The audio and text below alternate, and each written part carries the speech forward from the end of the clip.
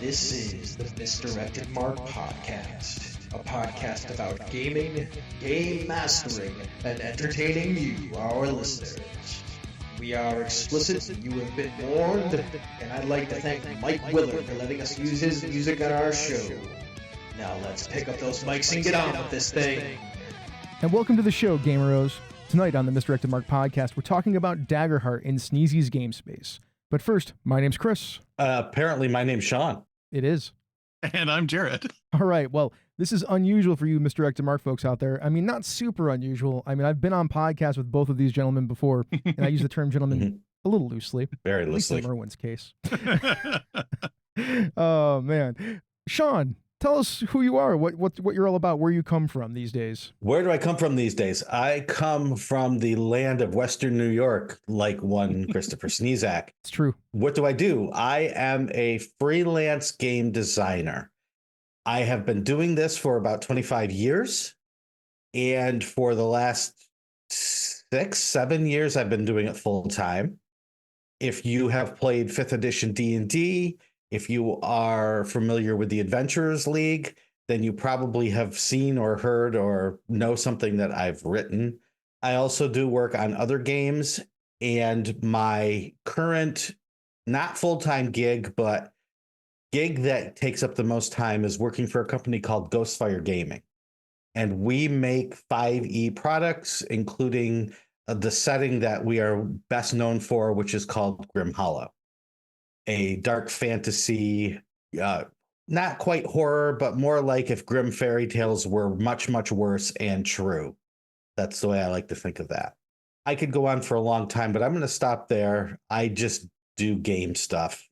I will say that he is also one of the co-hosts of the Mastering Dungeons podcast with Teos Abadia. You should check it out. Also, he is on the greatest podcast, #1 podcast in all the land, the Eldritch Lorecast, which I also highly recommend. I will listen to it every week as soon as I can. Jared, tell us about yourself. Well, I make absolutely nothing. But for now, I do reviews for Gnomes 2. I do reviews on my website, whatdoiknowjr.com. I also have a podcast on this network called Thaco with Advantage with Ange. And every so often I'll show up on the Gnomecast, so you might know my voice. Probably. If you're listening to this, you probably know Jared's voice. I do not listen to Jared when he says that he doesn't make anything, because he makes great blogs and great podcasts, which people who are smart in the industry, whether they're gamers or players, or DMs, GMs, or designers, will go read, because Jared is one smart cookie. Now I'm blushing. There's a whole aside conversation that I'd love to have maybe later about the nature of reviews and how I got into some arguments on the internet where I'm like, reviews are completely valid, and people are like, reviews are stupid. I'm like, I want to talk about it with Jared. Anyways, that's a different discussion. Yeah. For now, let's get into our main segment. We're going to talk about Daggerheart because I ran it and these folks played it. Now let's get into what Daggerheart actually is. So what is Daggerheart? Daggerheart is a fantasy role-playing game from Darrington Press and Critical Role Studios. Those are the folks that make the Critical Role show on the internet, the famous one with Matt Mercer and such. So this core system, let's get into it. The duality dice, they are 2d12. One of those dice is a hope die. One of those dice is a fear die. When you do anything in the game that requires a dice roll, you're going to roll both of these dice together, add them up. Then, depending on what you're doing, if it's an action roll, add stat, look to beat the target number. If you roll and the hope die is equal to or higher, you generate hope. If the fear die is lower than the hope die, fear is generated, or the game master gets to make a move. It's their choice. The other thing is the reaction roll. The action roll is when somebody is trying to do something to a player character. When you roll a reaction roll, you do not generate hope or fear. I screwed this up so many times during play. All right, let's talk about what hope and fear are. Hope is a fluid resource that the PCs have. It can be spent to do 3 things. 1, activate character abilities. 2, use the help action to help another character. And 3, add one of your experiences to a roll. When it comes to experiences, the characters have these tags, traits, whatever you want to call them. They're the experiences. They are things like Bounty Hunter, Trained by the World's Greatest Swordsman, or Royal Wizard Advisor, stuff like that. Now let's talk about fear. So fear is a fluid GM resource that can do a number of things. Me as the GM, I got to spend a lot of this stuff. It allowed me to activate adversary abilities. It allowed me to activate environmental abilities. It allowed me to put more actions on the action tracker. We'll talk about that later. It allowed me to pull some actions off of the action tracker to give me more fear. Basically, it's a currency I can use to make the player's lives more complicated or activate special abilities for bad guys or just do bad stuff to the player characters in the game. Now let's talk about hit points, armor, damage thresholds, and evasion. So evasion, that's a number used to see if you're hit as a player character. The Dungeon Master, that is me, I will roll a d20 and add a modifier. I know it's different, I roll a d20, but add a modifier for the bad guy, and then I will compare it to the evasion score of the player characters. If I exceed that evasion score, I will hit them. If I hit them, then I will roll damage. So I will roll whatever their damage is. It could be 2d8 or 2d10 or, whatever it is, plus some numbers. I will compare it to their damage thresholds. Okay, this is a little bit in depth. Each class has a different starting damage threshold. There are 3 numbers. They are minor, major, and severe. If the damage dealt exceeds the number of its threshold, it deals actual damage to them. So say your minor damage threshold is 7, and I roll 8 points of damage, I do 1 point of damage to the person. That's how that works. Say the severe threshold is 15, and I roll 22 damage, I will do 3 points of damage to that character. The thresholds damage are 1, 2, and 3 hit points. That's how it scales. Now, the reason that they did this is because now we have armor. So armor is used to reduce damage thresholds below to take less damage. So that first one, damage threshold of 7, and I did 8 points of damage. Let's say that person's wearing leather armor. That gives them an armor score of 2. Every character has armor slots. It's a resource. They have 6 of them. They can choose to mark off 1 or more armor slots to reduce the damage by that amount of armor, equal to the armor. So if I have armor 2, I use 1 armor slot, I will reduce the damage by 2. So from 8 to 6, that takes it down below the minor damage threshold and does no damage. That's how that works. If it was more damage, like 12, I can spend 1, 2, 3 armor slots to reduce it by 6, because the armor rating is 2. I spent 3. 3 times 2 is 6. 12 minus 6 is 6. That is under the damage threshold of 7. No damage. That's how that works. I know, it sounds a lot more complicated than it is. If you go take a look at a character sheet, you can very clearly see how it works. Next thing I want to talk about is stress. So stress is another resource that characters have. It is used to power character abilities, and is also kind of a secondary damage track. It's not really damage. You can take stress from different things. It's one of the moves the Game Master can make when you fail a roll, or when you roll with fear. If you fill your stress track up, you become vulnerable. That is a mechanical thing. When you are vulnerable, all rolls targeting you have advantage. So that's the detriment to having your stress filled. That also works for the adversaries. So if player characters fill up a adversary's stress track, monster, bad guys, whatever, they are now vulnerable, which means every roll against them has advantage. Last thing on the action roll, if you roll doubles, you crit. That's right.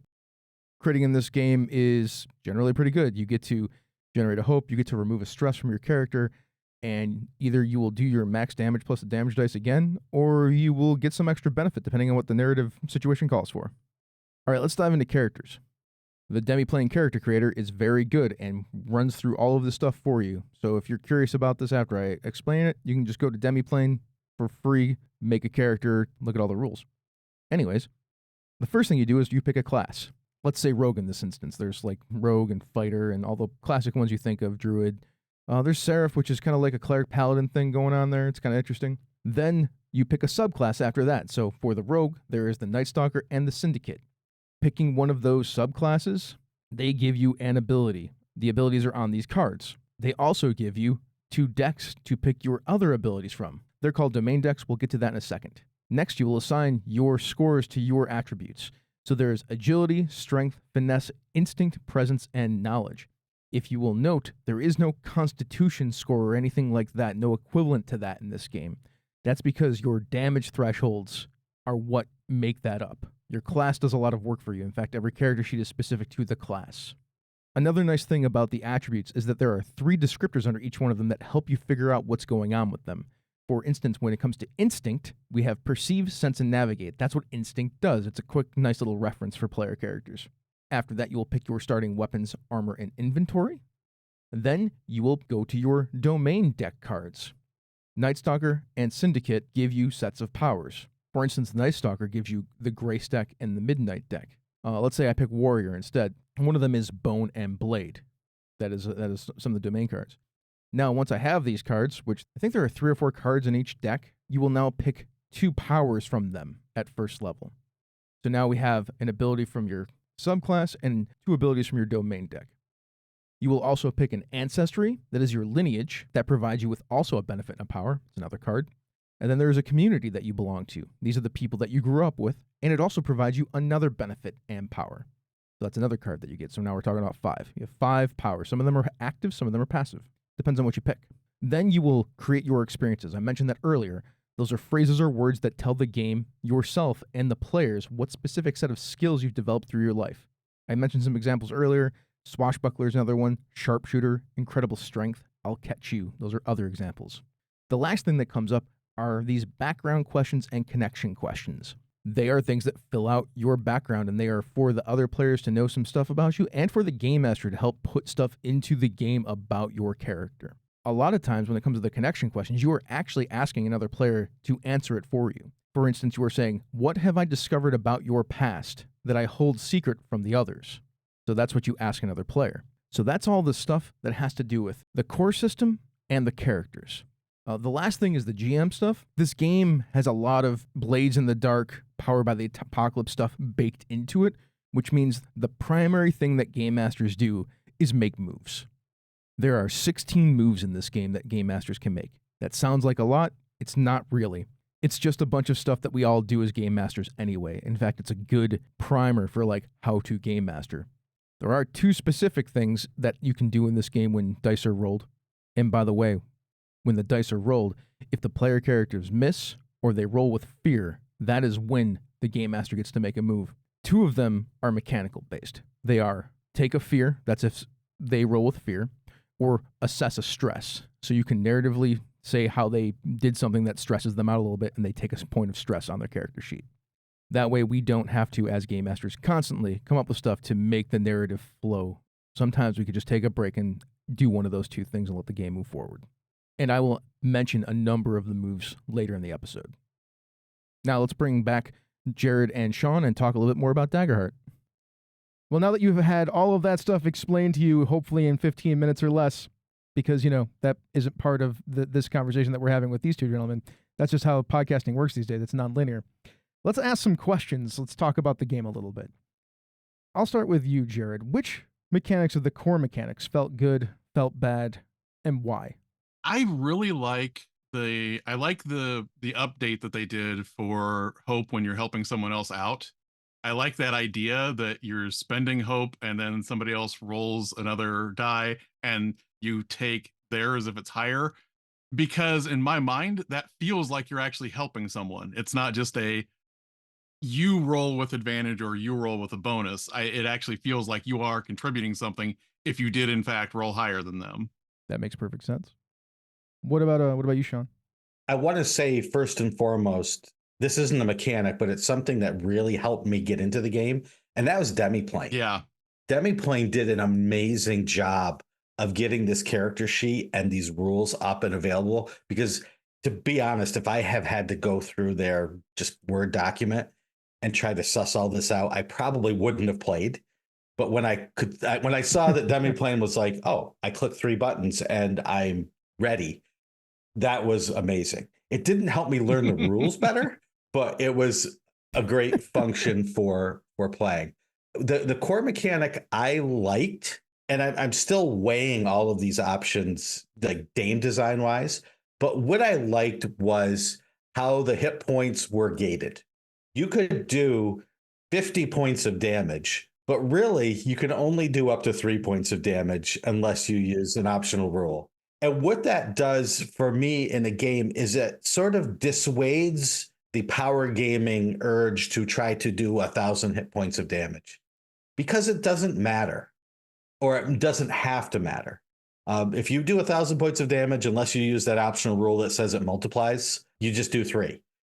And 3 is still good, but it took that onus for me off of trying to math it out and think about it in terms of how much damage do I do, and just put it in this nice tight bucket that, for me at least, really added to the story of the game. I didn't have to think about that. I could think about the story. We're going to talk about Demiplane some more in a second. I want to talk about that. But for me, core mechanic-wise, the one that felt best was I really enjoyed the duality dice and the fear. So as a game master, it allows me to have this resource and to make some choices about what's happening. And This game has moves a la Apocalypse World styled games, and a lot of other games have that stuff now. I know you're Forged in the Darks, and even a lot of OSR games have put in, like, when things happen, maybe think about these things that you might want to do. Mhm. And, like, this is seeped into all kinds of games, but this is probably the first, I guess I would say, mid-tier publisher that is trying to put something like this into a game. I like that fear mechanic, because it makes me make a choice and gives me a resource that I can use later if I don't have a good idea for what I want to do right then and there. Anything feel bad? I can't say that anything felt bad. What felt a little off to me were the amount of levers that you sort of have to be ready to pull as a player. With other games, they often have levers that you can pull if you want to as a player, but the sort of base of the game could be simple. In 5e D&D, you can always play the champion fighter, and all you're going to do is run up and hit something with your sword. And yes, you have to keep track of hit points, but you don't need to keep track of several other things at once in order to do the one thing you want to do. With this game, I feel like you need to, regardless of the class you play, be ready to keep track of hope, keep track of fear, keep track of armor, keep track of your damage thresholds, keep track of cards you might move in and out of your, I forgot what they call it. It's not the vault. It's the, there's a weird name for it. There's a word for how you put it on your character, like in and around your character. Exactly. We'll just call it in play for now. It's called your loadout in Daggerheart. Your loadout. So your card is in play, and you can take cards out of play. And like as the sorcerer, I could basically put a card in my vault to gain something from it. So that's just one more thing that I sort of had to keep track of. And I was fine with it. And I think I could enjoy that. But I also know a lot of players who want to play a simple game, and this doesn't fit that criteria. Yeah, man, I would say that the learning curve on this game is pretty steep. But once you figure it out, I think it's the same for every class. Yeah. Yeah, Jared, that's I'm with you on that. Like I think once you learn how to play the game, like every class has got a bit of a different play style, but figuring out how to play the game itself is a little bit tricky. Like it'll take some time. I think you have to spend some time with it. Mm-hmm. I don't know that this felt bad. Kind of like what Sean said. It's one of those things where it's like, it just didn't feel quite right. When I took the Nomad community, it's just you randomly pull another community at the start of play. And I don't like that because it's almost like that thing that still bugs me a little bit about D&D at times. Like, hey, what's distinctive about humans? Well, they're generic enough to get an extra thing that isn't defined. Mm-hmm. That's that same thing that I don't like. Like, what is noteworthy about nomads? They're not noteworthy. They're just randomly something else. I don't necessarily like that in design spaces. I think it would have been better if they say pull a card and then tell a story about why you do that now. Yeah. What time did you spend with a community like that to gain this particular nomad ability? Or even if you had to spend one of the resources in the game to flip what thing that you're getting, so that it's showing that you're kind of going back in your own head and remembering how to do these things. It's not just a random card pull. The story behind it, I think, is kind of neat, but I'm with you. Like the mechanical implementation is not my favorite for that. I remember hearing you complain about it when we were playing the game. Yeah, you complained about it. It's okay. We can say it's a complaint. By the way, when I say felt bad, these are the kind of things that I'm talking about. Like they're not bad as far as that, but they don't feel good, right? Like they feel that's how I usually do my judgment for how to review games. I'm like, does it feel good or does it feel bad? I mean, even off is kind of like, well, maybe they could fix this. That's usually what I'm getting at for those folks who are listening. Mechanics of the core game that felt bad to me. You guys critted like 12 times in one fight. And I didn't roll very many misses or fear, but I went back and did the math on it, and it's not as bad as I thought. You are rolling with hope 55% of the time. You're rolling with fear 45% of the time. The crit rate is 8.33% based on the dice, so not as big of a deal as I thought it was. You guys just broke the mechanic for a bunch of rolls in a row because games do that with probabilities. Yeah, when you think about other games and the crits and those. This is a higher critting game, than a lot of other games. I'm not just talking D&D. I'm talking a bunch of games. And if you roll with advantage, you are going to crit double that. So like 17% of the It is time. definitely more. That's getting close to 20% of the time, 1 in 5 times that you will crit. That might need to be looked at, because you can also very easily get advantage on your checks by just having another player say, I spent a hope, you have advantage. We'll talk about that later, because that's a whole other math problem we need to look at. It is. I love looking at the math of games to figure out how they work. My thought is that the original version of the game is that you added a d6 to the roll. Then they changed it for hope and things like that, advantage to that d12. And I don't think they figured out that critting will be way more after that. Okay. Let's talk about class design, because I didn't get to play a class. I ran the game twice, but I never got to play it. Does class design fulfill class fantasy and provide an identity? Sean, did your sorcerer feel like a sorcerer? My sorcerer did not feel like a sorcerer at first, because I didn't quite grasp the reasoning behind the things that my character could do. When I dug deeper afterward and I went back and I read the rules fully through, then I saw this is because it felt like any sort of magic user, right? I threw daggers and I could make illusions and I could do these things. But then as I looked at some of the other features that I didn't choose, and once I understood this whole idea of moving a card from in play to the vault and moving it back again, then I realized, oh, this is what the sorcerer can manipulate his or her own magic. Oh, okay. And so that's where the sorcerer-ishness, that's a word, comes in to play there.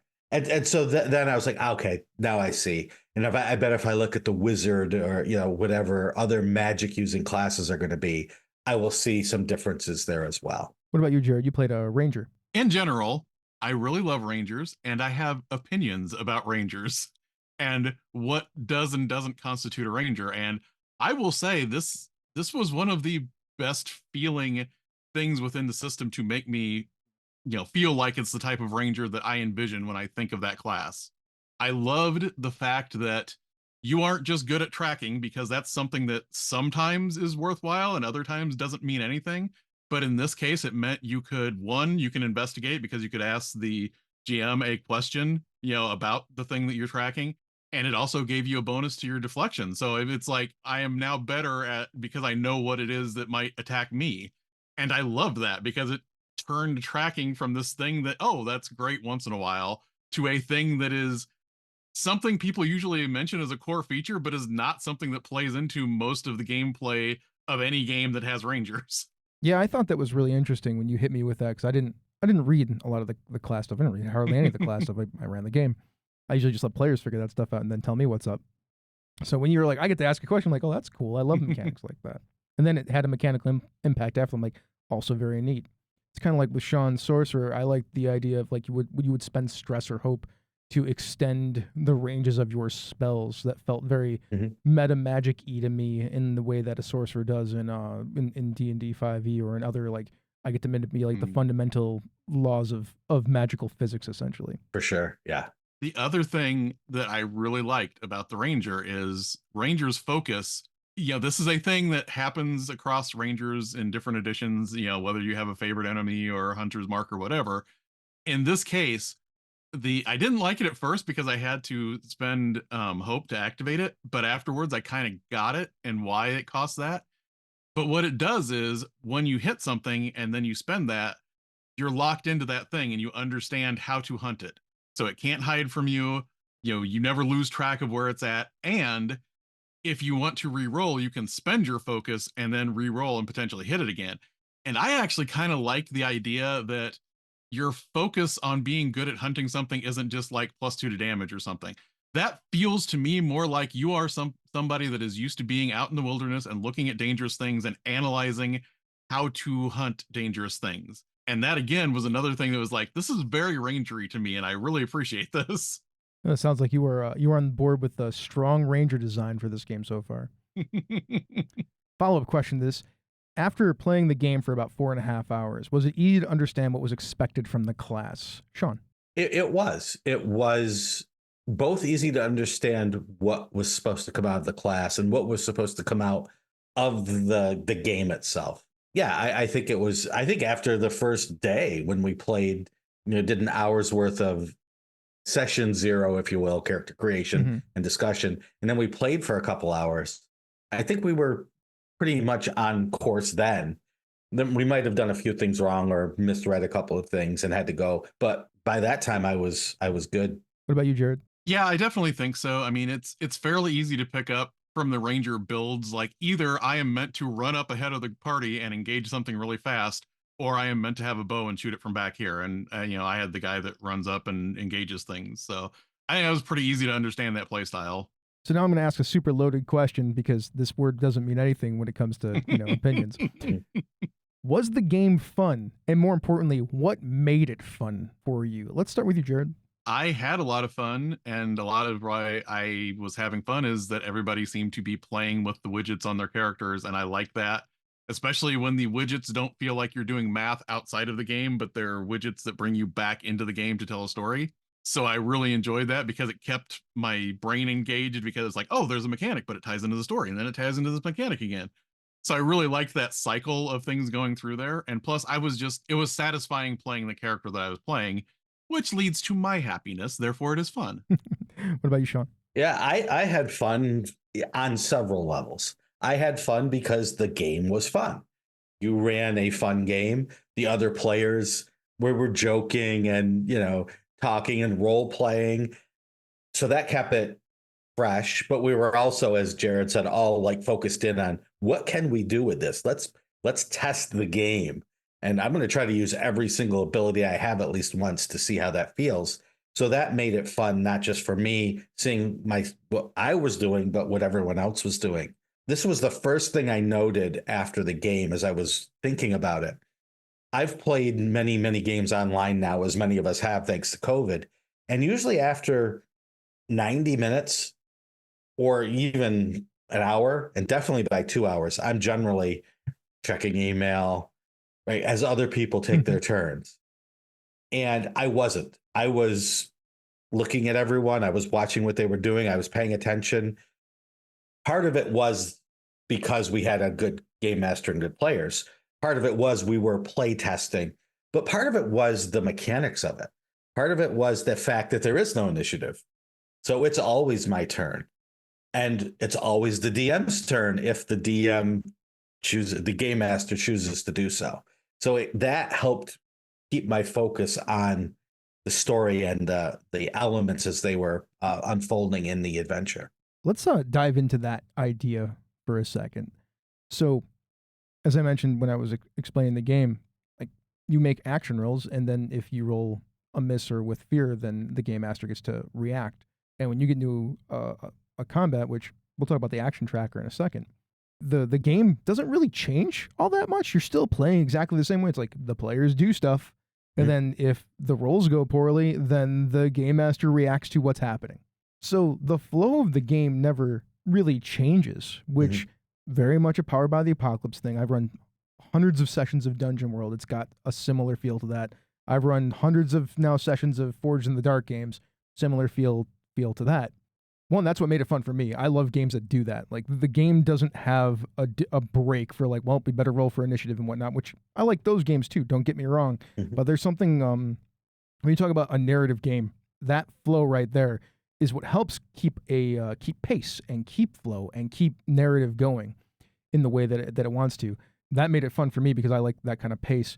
On the back end of that, this game's got a lot of mechanics in it, more than I was expecting, especially for the players. Not as many for me. The adversary stuff is pretty simple, but once you start using other things and getting into some of the deeper rules, like like you were all saying, there's like lots of widgets on your characters to maneuver and play with. In fact, there's probably more widgets and things like that to maneuver on your characters than there is for the game master to play with over the course of the rest of the game, which is kind of interesting to me. Yeah. How do you guys feel about that kind of design in role-playing games? Like, I like it a lot. I'm a fan because it keeps players engaged to me, and it lets the game master focus on the things that are necessary to keep the game flowing and moving. I think the reason that the game master doesn't have all the mechanics, assuming that this was done on purpose, is because the game master has to keep very good control of the pace of the story. Otherwise, it can get out of control, either with the game master going too much if they have the resources, or the players going too much And the game master, if they're not versed in this sort of game and in storytelling in general, I could see it going poorly. Yeah. As we've seen in Powered by the Apocalypse games, where a game master might, even a good game master might come to it from a different game that has a more structured pace and flounder. And so there's going to have to be a lot of advice given to game masters in this game. And we have videos now, so we can see good game masters do this. But I think that's going to be a very important point in the success of this game if it succeeds. What about you, Jared? In general, I am a fan of RPGs that don't necessarily require the GM to engage with the exact same mechanics as the players. The older I've gotten and the more games that I have seen, the more I like the idea that I don't have to track every single thing that every player character does, because then I start feeling like you're just looking at one character. I have to do this for everything that I introduce in the game. So I am a fan of that. I always hate making comparisons, so I'm going to try and avoid mentioning a game, but I think there are some games where the GM has too little to do. They remove too much of the mechanical aspect of it, and then it doesn't feel like I'm engaged. I'm almost not playing the same game as someone else. And I'm not talking about Powered by the Apocalypse. There's at least one that I have in mind where it kind of feels like I am engaging with the rules 1/10 of the time here, and it just doesn't do much for me. Man, I'll tell you the one that we always talk about that does that. It's Numenera. Anything with the Cypher system. The Game Master has very, very little to do, which means they have to completely focus on storytelling. Yeah. I like that, but I think that's hard for some people. You may have thought about that. Sure, yeah. You may have zeroed in on what I like was Numenera. talking I think about it's a perfectly wonderful game to play, and I like running it. But I've heard other Game Masters say that same thing. Like they get bored. There's not enough to do, which I can understand that too. I think that you need to have that balance between I am not tracking as many things as the players are, but I still feel like I'm playing the same game. Makes sense. Yeah. I'll tell you, I didn't feel like I was playing the same game as you guys. Right. And in many, many other games, it's just the opposite. The game master is the one who's the most motivated. The game master is the one who's there because they love tracking all the things. And they love telling the story, and they love moving the minis, and they love keeping track of the rules, and that's their gig. So to go to a system that's not like that may be tough for some people to make that transition. It's true. It's very true. Just to stay on this for a few more minutes. Like, I'm at a point in my life where I prefer asymmetrical design between the game masters and players in my games. 5th edition has asymmetrical design. Powered by the Apocalypse is asymmetrical design. This game has asymmetrical design. Numenera has asymmetrical design. Fate has asymmetrical design. Games that don't have asymmetrical design that I won't play anymore because they have it is the new Marvel role-playing game. I wish it did have asymmetrical design. I love that game, but I don't want to game master it because it doesn't have asymmetrical design. All the adversaries are built the same exact way as player characters, as the heroes. And like 3.5 D&D, I loved playing that game, but I hated game mastering that game because it didn't have asymmetrical design. Mm-hmm. And it was so much work to get a game ready. And I prefer to tell stories and create fun, interesting monsters and things like that with the rules presented, not, have to build out a character every time I want to build a thing that takes an hour. How many ranks of rope use do you have, Chris? You have 5? I know, right? Oh, well, then you get escape artist bonus, right? It's like, dude, man, some of the demon Baylors with their skill lists in the 3.5 game, I love. It's almost comical to go back and look at now. Yeah. I still remember shooting myself in the foot by having a demon summon other demons in a fight, at which point that fight turned into a 5-hour-long fight. But that's like a core feature of what they should be able to do, right? Like, anyways, we're way on a tangent here. Sorry about that. This game has asymmetrical design. I like that a lot. It makes it fun for me. Let's talk about stress, hope, and armor slots. How did it feel to use those 3 particular mechanics? And we can talk about hit points and things like that too, but those are the 3 resources that you could often spend on the game, which is what I'm getting at. Like, how did the resource spending feel? Let's start with you, Jared. I definitely like any game that incorporates stress now. I don't know if all modern conceptions of this have come from Fate, but it's, I like that idea that you're tracking someone's agency in the scene and not just whether they're too beat up to keep moving. So that there's another axis on which you can measure that and you can assign these points, and it's taking away a little bit more that they can do because they're worn out, but it's not because they got stuck in the face with a sword. So I like stress, having, stress in there for that. hope, it's almost like it's like two separate axes. It's like one, you have your normal abilities and you're draining yourself. The other one, you're building it up. It's like you're building momentum and then spending that momentum. So I like how there's kind of both directions, even though it does start feeling a little intimidating having multiple things to juggle there. I love armor slots, and the reason I love armor slots is I have seen so many games that try to emulate what armor should do in the real world, which is reduce damage, but they never get the math quite right. So it feels like there becomes a threshold where I am so armored that I am never going to get injured, or that doesn't do me any good. And armor slots are a neat way to kind of balance between that whole, I don't have to worry about whether this armor is too good because you can't use it indefinitely. What about you, Sean? What Jared said is spot on. And I enjoyed the two tracks, the stress and the hope, with the understanding that, stress is the negative thing, that if it builds up too much, you're in trouble. Whereas hope is the thing that you can power your abilities, your spells with. What worries me, as someone who may have to teach this game at some point to players, is the interactions that you get between stress and hope. If you can start spending hope to remove stress, or spending stress to add hope, there's a fiddly bit in there that becomes onerous, especially when each class may have different powers or different abilities, or your ancestry or your heritage or your background or your whatever else you can gain power through. As the game master, then that becomes something I feel like you need to be aware of as the person who likely will be teaching the game. And you can say, well, no, you can't spend stress to gain hope.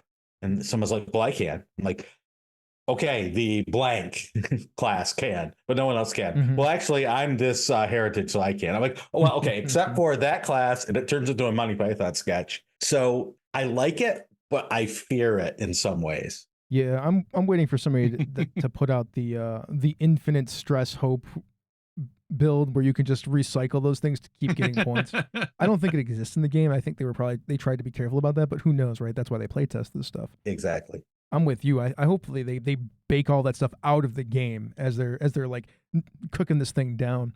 Other things, I actually don't like the term hope for hope, just like I don't like the term fear for fear. I feel like they are confusing in some way, shape, and or form. Like, I know what they do because I like read mechanics, but I've seen already online people like, when I rolled fear, I didn't feel like my character would act with fear. I'm like, if people that are like story gamers are like interpreting it that way, maybe you've made a mistake with the naming of your thing. And names matter, like words matter a lot in role-playing games. I immediately, when I'm looking at those currencies, I'm thinking like 2d20, where it's, momentum and threat.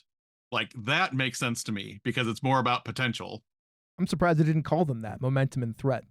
Maybe it was too generic. I don't know. Maybe they wanted to be all whatever with that. Maybe they'll keep those names and hopefully people will just get used to it. I love the armor slot mechanic. I've been trying to find other games that did that so I can figure out where it's coming from. Mm-hmm. I guess Trophy does some of this. If anybody knows that game, it's like a dangerous dungeon crawler game, especially Trophy Dark, where like your armor, instead of taking damage when you take damage, you can just mark off an armor slot. Not exactly the same, right? But it's like the etymology of the game mechanic is like maybe from there. Yeah, I was gonna say there's Forged in the Dark games where that's what your armor does too. Like, you have armor, and once per session when you would take an injury, you mark that instead. But it's not necessarily having multiple, slots for that. It's just kind of, I marked it and now I'm good. Was that in Blades? I don't remember it being in Band of Blades. Yeah, I think it's in both of those. Maybe okay. That's probably where it came from. Then I mean, Spencer Stark, like he's a big Forge in the Dark guy. So I mean, I a lot of these mechanics come from those games, which is kind of neat to me. That's where I'm at with that. All right, let's talk about the action tracker. So, when combat occurs, the action tracker is used.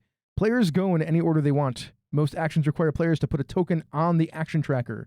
Players then continue to go, taking actions until they fail, roll fear, or the GM spends 2 fear to interrupt them. Then the GM can spend actions off the action tracker to activate their NPCs until they choose to stop, or all the NPCs have activated. Then the PCs resume taking actions in any order they want.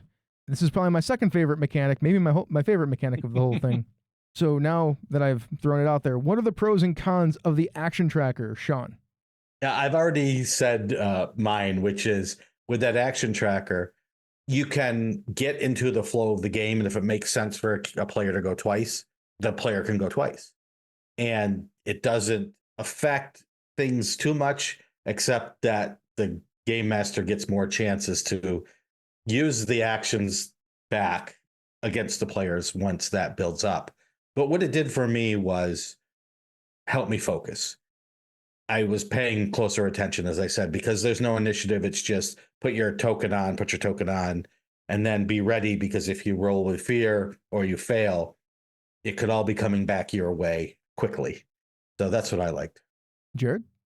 For one thing, when there was a lot of discussion when the action tracker first hit, and people that were very D&D people and people that were very not D&D people arguing about things that I think they were missing each other on, I was so afraid when they said they were updating this that they were going to get rid of this and make it a much more traditional initiative system. And I am so glad that they didn't.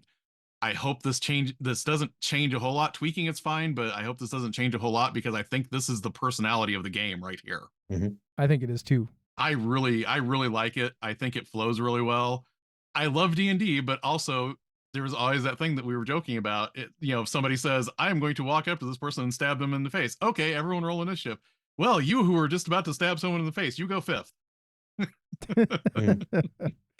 Oh, man. I'm with you, Jared. I think this is the killer app of the game. The way that it creates flow is wonderful for me in a combat. And I'm a big PBTA guy. Like I said, tons of Dungeon World. This does a better job, in my opinion, of managing how a combat can flow without being freeform like a PBTA game, which also a perfectly fine way to play. But having those actions on the tracker and then seeing the way that the game master can manipulate them, like I can pull 2 actions off of it to give myself a fear. I can spend a fear to put 2 actions on there. And then once a fear or a miss pops up, then I can start doing stuff. And there are multiple things that I can do depending on what the encounter calls for. And if I feel like making something up, I can just spend a fear or 2 or a couple of actions off the action tracker to say, well, this is the thing that happens. Plus, a lot of the adversary stuff is built into how the action tracker is manipulated. Like some adversaries require 2 actions to come off the action tracker, action tokens to come off the action tracker for me to activate them. Some of them I'm allowed to go multiple times by spending actions off the action tracker because they're like solo monsters. It's such a good way to get people to go from an initiative-based system to a more free-flowing system by having that like in-between step. So if you ever were like, I don't know how to play these PBTA games, I'm like, all right, well, play this game. Because if you figure this out, then you're just like one step away from playing those other things. So let's move on to the GMing side. Who's got questions for me? So, Chris, how did that fear feel to use, even if it was misnamed? I think it's pretty useful, especially when it comes to environmental effects and triggers in the game. And what I mean is, there was a tree in one of your encounters that fell in the middle of the woods and almost crushed somebody. I put that in as a fear effect. Yeah, Sean, almost crushed Sean. His character, Egregious, because he was a very egregious wizard. It was a good name. I also felt like spending fear makes it feel more like a game and not just an arbitrary storytelling exercise. And don't get me wrong, I'm perfectly fine with a quality arbitrary storytelling exercise, but I'm playing a game because I feel like playing a game. Plus, to go along with that, there's like a psychology factor to spending a resource to bring something terrible against the players. It feels a little more legitimized in that case. If I could spend this resource to mess you up because you generated it, it's not as like arbitrary as me like saying, oh, I'm just going to drop these more bad guys in here because I felt like it, because it seemed like the right thing to do for the encounter. That is okay in games, but for some reason, psychologically, game-wise, if I could spend the resource, it makes everybody feel better about it. It makes you feel like there's consequences to the actions that you take. Right? You fail or you succeed, or that succeed, but with a consequence, the fear, goes from there. So yeah, absolutely. So I wanted to ask you, Chris, if we're ready to move on, about adversaries, about the monsters and foes that you got to play. Did they feel too easy? Or were they easy to use? Were they too easy to use? What was your feeling on that? They have one difficulty number. Then they have one other number of what they add when they want to hit you.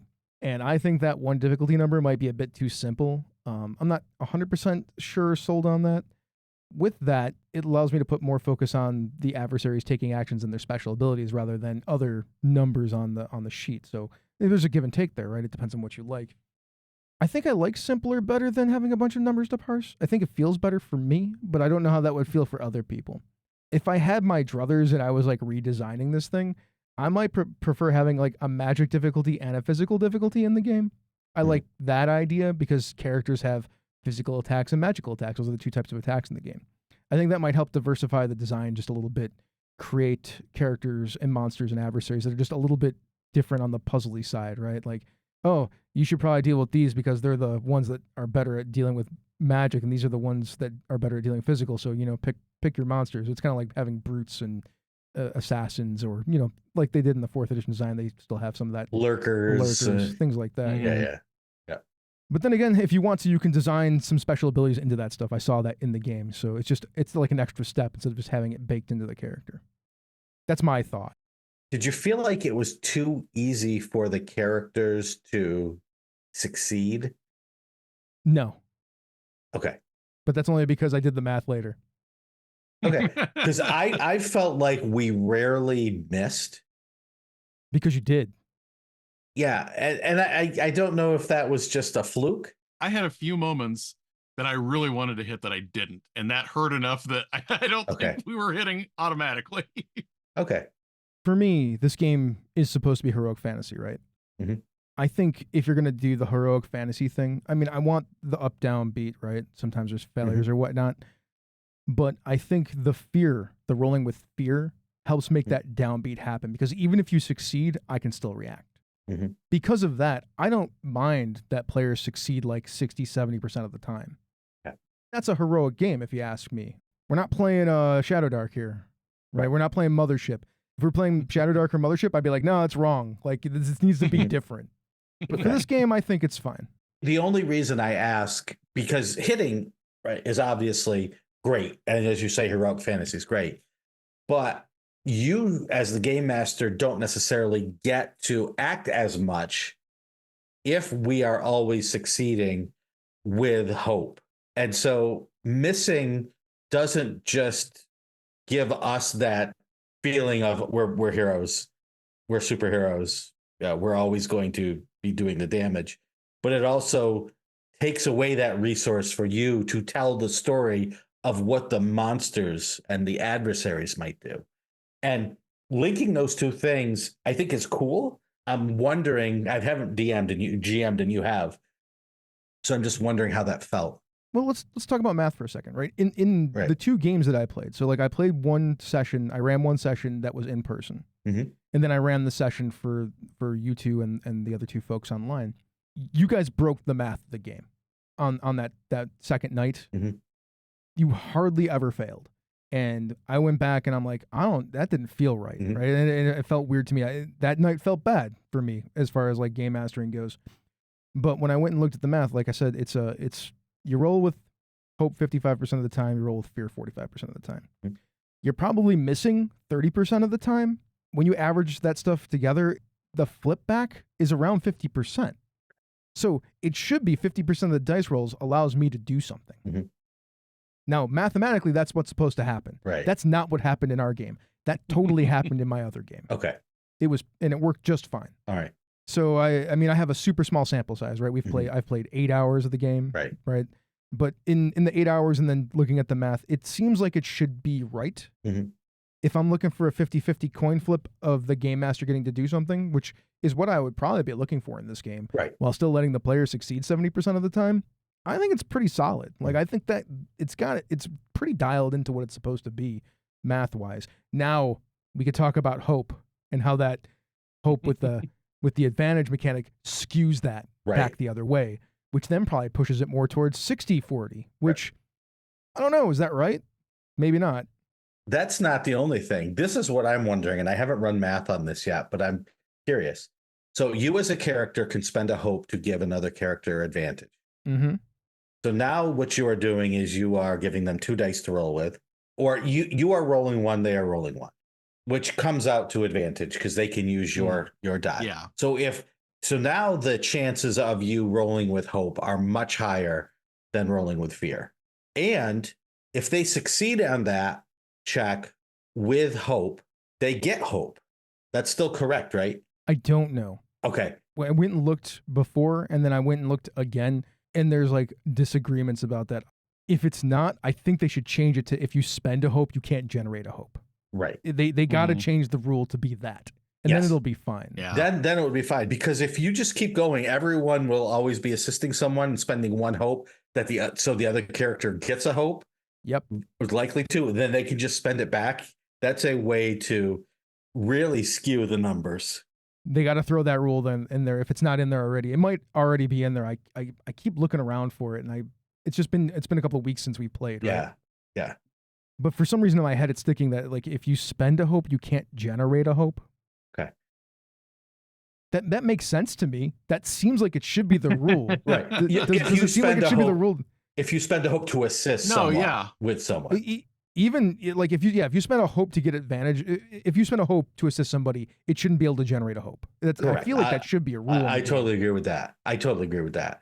Now, other things that you have to spend a hope to do, I don't think, because that's correct. Not. Yeah. Okay. It's not giving you the extra die. Right. In reality, I think is if you roll with advantage on a roll, you shouldn't be able to generate hope. Mm-hmm. That's probably what the rule should be. Yeah, I am down with that. Based on our limited play testing, I'm definitely down with that. Do you know? Because unfortunately, I've read like 2 or 3 games since we played. Can you get advantage and still have someone help someone? Therefore, you have 3 or you have 4 dice involved there, and you're picking the best 2. I don't know offhand. I was just wondering, because I think they do use a different term for you helping someone than you rolling with advantage, which usually means they're giving you some leeway to do both in some circumstances, but I can't remember whether how that was worded. I think they don't even use the term advantage. I think when you help someone, what they said was you roll your hope die and they get to choose the higher. So it is technically the same thing as advantage, but it's not advantage because the same player is not rolling 2 dice. Yeah, and that's what I was thinking, because then you could have somebody that has advantage for some reason and someone could help them, and then you're really blowing the curve up there. Well, I mean, technically you could also say if your own die is higher, that if you choose to use your die, not the assister's die, then you could still gain hope.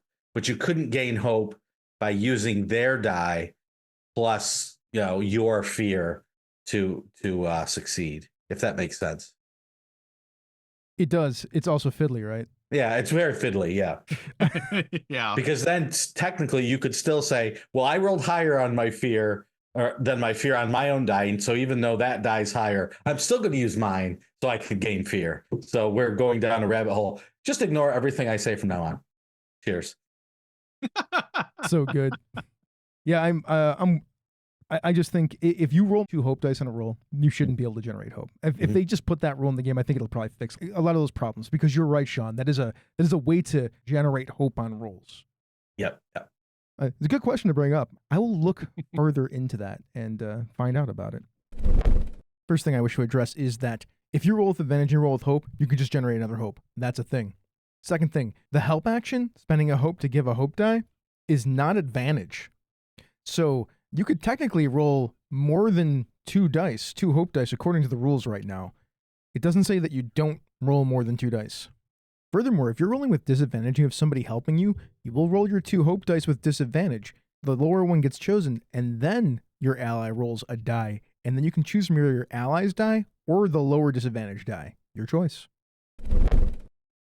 So speaking of actually getting to do things when we weren't constantly rolling crits, do you think that the GM moves were enough to keep you flowing forward? Was it giving you enough different options that you could use mechanically and narratively? Was it giving you guidance where you weren't having to pull in out of your crisp brain to come up with things as much?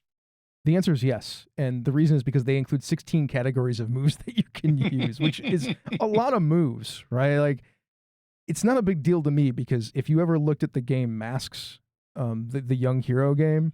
Oh, yeah. There's about 8 billion moves that you can use in that game. I'm over exaggerating, but not by much if you ever looked at those sheets. Because every character class has their own set of moves that the game master can apply to them. It's really silly. Yeah. Yeah, I know. I never understood it. Anyways, this one's got 16, but like, here's just a few. So ask a question and build on the answer. Pretty solid. Signal an imminent off-screen threat. Pretty good. That's just good game mastering, right? Force the group to split up. I like that one a lot. I always think it's fun to do that. Make a character mark a stress as a consequence for their actions. I like this one a lot because that is not a narrative one that I have to come up with. It's just a mechanical thing that I can apply to the character. I can make an attack if there's an attack that can be made. I can spend action tokens to start doing things. Or I can take a fear, assuming that you have rolled with fear. Now, that's not on the move list, but it's a valid choice when fear is rolled. Just those 7 right there. That's all like good game mastering stuff and then some mechanical things. And I think when you have stuff like this with these moves, you want to have narrative prompts and then hard mechanical things that you can do so that you can go back and forth between them in case you ever have a moment where you're like, I don't really know what to do. That's my thought. Do you guys have any thoughts about that? Any more questions you want to ask? So this is both moves that you could take combat-wise or just during investigations or role-playing when dice are rolled. Correct. I think that makes sense. And there's like 16 of them. In fact, I kind of wish that something like this ends up in the 2024 DMG. Mm-hmm. I think that is one of the things that certain games have been lacking is this kind of stuff. Like, hey, game masters, these are the things that you should do when rolls are failed and whatnot to keep the game moving forward. Mm-hmm. I think a lot of game masters have internalized a lot of this stuff anyway over the years. Like, oh yeah, it makes sense. It's like a story thing to do. But that's what good game mastering is these days. I think is a lot of these things that they're listing. I think the only other thing I was going to say is I personally am glad that they didn't say you make one of these moves and you take a fear, which was kind of the way the first set of rules was detailing it. It was. And fear was less toothy, less bitey in that version of the game. They're still like adjusting things now that they have it like this. But people like this a lot more. Does anybody else have any other questions that they want to ask about the game or any other subjects or topics they want to bring up? I do want to talk about Demiplane, but before we do that, anything else? Yeah, I wanted to ask, did you feel like there was too much in character design in terms of, I think in the rules, there's like 9 steps. Some of those steps are, choose your class and write down what your class gives you. And then there was choose your experiences, which from like 13th age are the skills, right? I was a trapeze artist, so I get +3 whenever I do something that a trapeze artist might have been able to do. Mm-hmm. And the experiences work like that. So that was cool. But there were 9 different things. Some of them just background storytelling things, questions that you had to answer. Sometimes it was very crunchy rules things. I didn't feel like it was way too much, but at some points I was going back and forth between, wait, can I use my Orderborn community now? Wait, no, what about, is it my experiences? Do they come in? Wait, yes, they do. But what about these questions, these connections I made? Can I use those? No, I can't use those. And it was just a little bit confusing, maybe because I have played Fate, where there's bond aspects that might come into play and I can use those. Mm-hmm. And so there was just this, did you feel like there was a couple too many things? I think that when I have the actual box set that has the cards, it'll be simpler because those questions that are about bonds and things like that, they won't be on cards. That just gets written down. Sure. All your powers will just be cards that you select. So it'll be easy to differentiate when you have it in front of you. Well, these are my powers because they're cards, and these are the story things that are going to be happening at the table because they are for the game master and the players to interact with each other through role play. They don't actually have a huge mechanical impact on the game. They just have a story impact on the game. Excellent point. Yeah, I think that'll make it easier to like differentiate those two things. On Demiplane, which boy do I love the Demiplane app. I made a bunch of characters and I never do that for role playing games. If I wasn't me, I could see it being harder, right? Like to differentiate that stuff. Like, well, what does it matter if I answer these questions? Did it do anything for me mechanically? No, it didn't. It just like figured out a way to like make your characters make sense together. So you weren't just we meet in a tavern, which also good, just, not mechanically driven in any way, shape, or form. Mm-hmm. Technically, it could be, though, if you decide that some of those questions influence your experiences. Mm-hmm. True. Yeah, the other thing I was thinking is it's kind of what Sean has brought up a few times here, too. I don't necessarily think it's a bad thing in general, but for someone that's not used to that type of game, some of those questions might be more taxing for people to come up with on the fly than other questions. Because some of them are kind of big deal, like here's a momentous thing that was in multiple parts that happened to you. Tell us that story. And for some people, it's going to be easier to do. And for other people, I think that might stall them out. But on the other hand, I think that gives you a better thing than, for example, like the bonds and flaws and traits in D&D, because the thing that bugs me about those is that they're supposed to award inspiration, but they're not yes, no. It's not, did you do this? Yes, then you get inspiration. It's just vague thing like, I like bananas. Well, what did you do that influenced bananas to get inspiration this time? I feel like the bonds, flaws, and traits should have been what these questions are. Mm-hmm. Like if they would have just done that 10 years ago, we would have not been having these discussions about bonds, flaws, and traits. I'm just throwing it out there. Like that's how I do it in my D&D game. Like I'm like, well, tell me about your character. Like let me ask you some questions, and then I would get the answers. I'd be like, well, I'm gonna give you inspiration when these things come up. Like that's I think a lot of people that play with inspiration and really use the mechanic play it like that. That's me though. Not to be on a D&D rant. Let's talk about Demiplane. Man, that app is so good. Like Sean said, like it is a throwback to the 4th edition character builder for me. It is one of the best things I've ever used as far as like a character builder goes. It just guides you through the process, right through all of the steps that I mentioned earlier. I mean, it's not even hard. I was like making characters in like 25 minutes and they felt like real characters. Mm-hmm. What about your guys' experience with them, Jared? I really like that. I've messed with a lot of their stuff before. I wrote like a thing on Gnome Stew where I went through like all of the vampire options that they had in there. And I will just say this, I could not parse that vampire 5th edition rule set at all. It was 3-column layout. It mesmerized me in a bad way. And I could actually walk through and make a character from Demiplane because they do a really good job of breaking these things down and making it simple to apply rules to that character when you're building it. Well, you see, Jared, why it mesmerized you, because a Nosferatu was sitting on the other end waiting for people to pop it up, and then they would just use their powers on you, and that's how they got their blood for the day. I bet you felt a little weak afterwards, too. And for me, it wasn't just like building a character. It was actually using it at the table. Everything was very intuitive. Even without studying, I was like, okay, I need to, it's right there. Click, and armor? Oh, yeah, it's right there. Oh, I need to go back and look at some of my traits. Oh, there's the button right there. I'm there. I emailed Adam Bradford, who is the head of Demiplane, immediately after we played. I was like, Adam, your implementation of the Daggerheart stuff was amazing.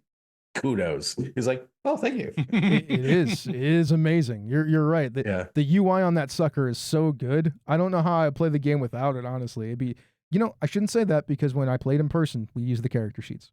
Mm-hmm. I should actually talk about that for a second. They use the character sheets, and in the pre-gens, we use the pre-gen characters. There's this nifty little sheet that they would cut in half. You could cut in half, and then you could put it to both sides of your character sheet, and it would tell you where everything on the character sheet was.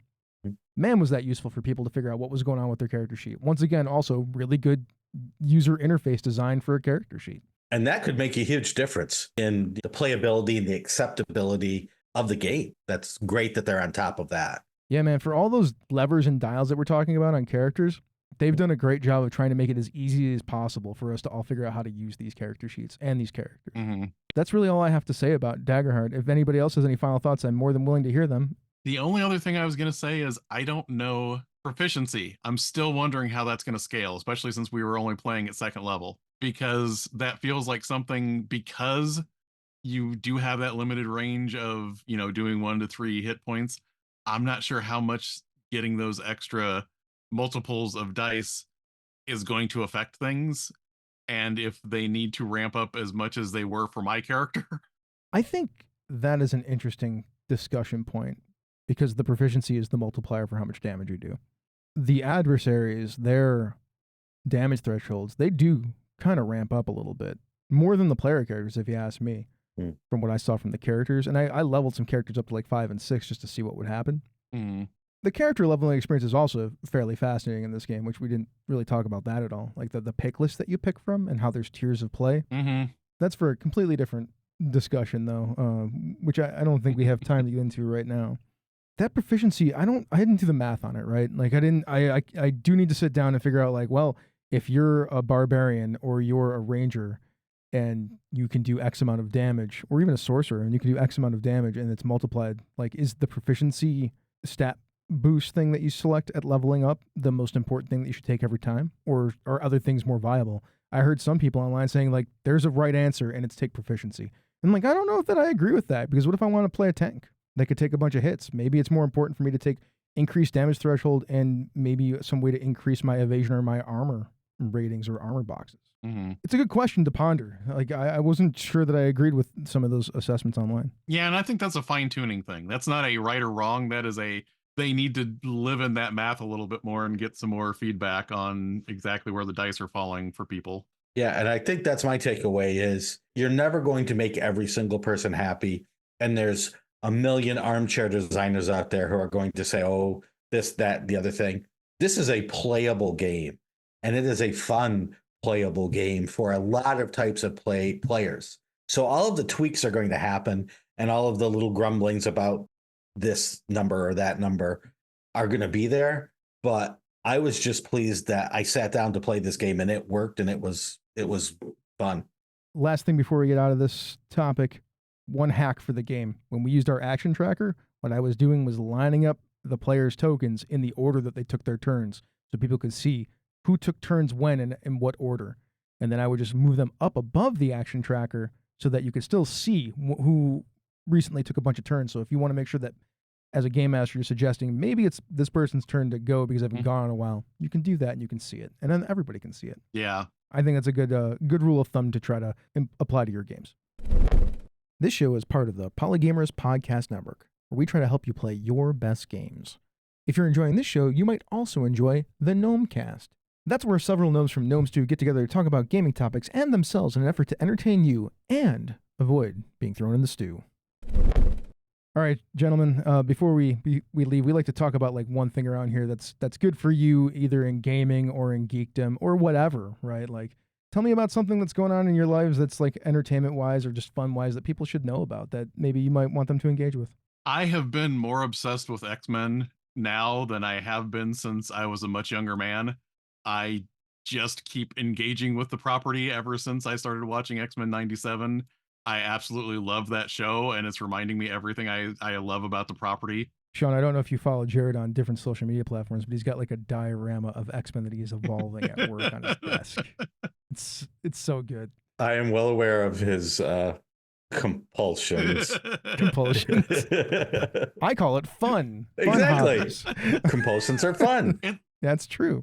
It's fun watching people walk by my cubicle and then stop and then take a few steps back again. The X-Men 97 is great. Like I actually don't have anything bad to say about it. Like they executed on the premise that they wanted to bring forth. Plus, they're just telling fantastic stories with it, utilizing all of the X-Men stories that have come before it.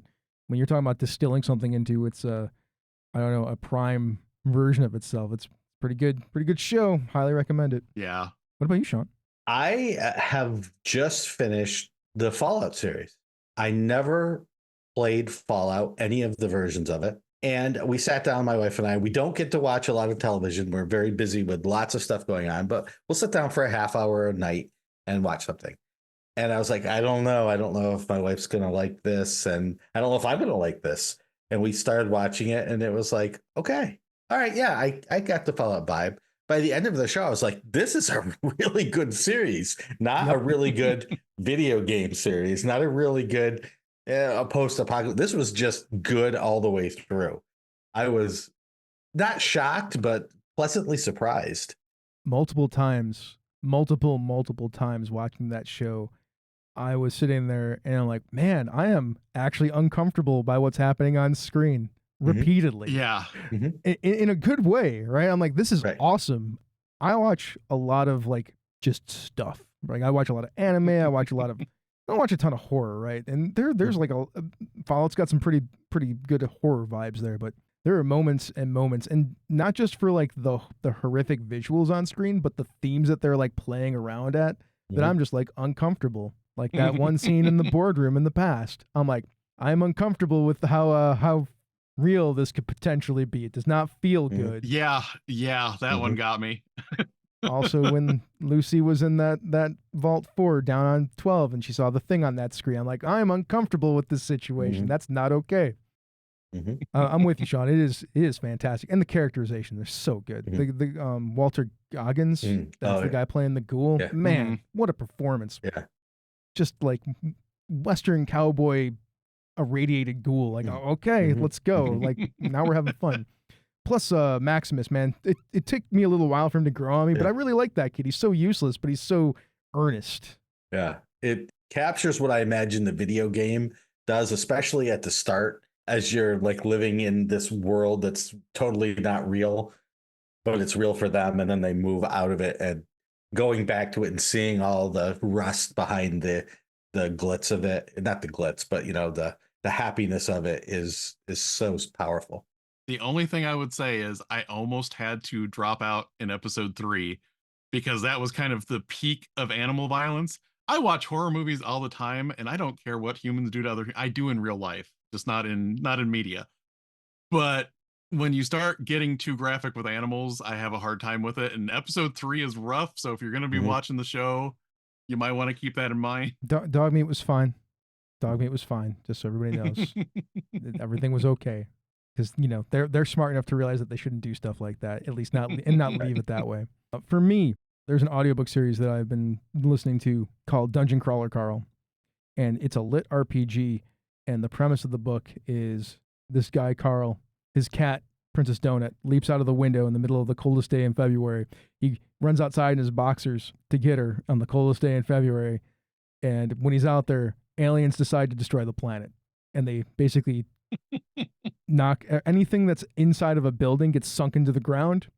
And then there is, like, if you've watched Three Body Problem, there's like a photon type announcement across the world. It's like, well, we have the rights to your planet. We've been here for like 100 years. We're all ready to like now enact our rights because nobody stopped us, like legal garbage. And you can now enter the dungeon if you want to try to reclaim your planet and be on our World Dungeon Universe TV show. So that's the start of the book. And it's satire and anti-capitalist stuff and about fighting the man. And every floor of the dungeon's like a weird different level. Level 3 is the Overcity. Level 4 is this thing called the Iron Tangle. And it's like every train, subway system, whatever in there. And like they're like giant puzzles for them to figure out. And like you'd think it's like, it sounds like silly, but it's this really well-characterized set of folks that are trying to survive in a terrible situation that have had their whole lives destroyed. Normally, I usually bow out of books like that if I don't really enjoy the characters, and I've really, really enjoyed the characters and how they've evolved over the course of time. So, plus the reader, because they're audio, I listen to the audiobooks. Can't remember what his name is. It's from Sound Booth Theater. The guy who's the narrator is fantastic. His performance is one of the best I've ever heard in an audiobook, and I've listened to hundreds and hundreds of hours of audiobooks. So it sounds like Ready Player One, Squid Games, and Hitchhiker's Guide to the Galaxy all sort of mashed together. Yeah, kinda. That's pretty accurate. I like that. I like all of those things. So let's I'll check that out.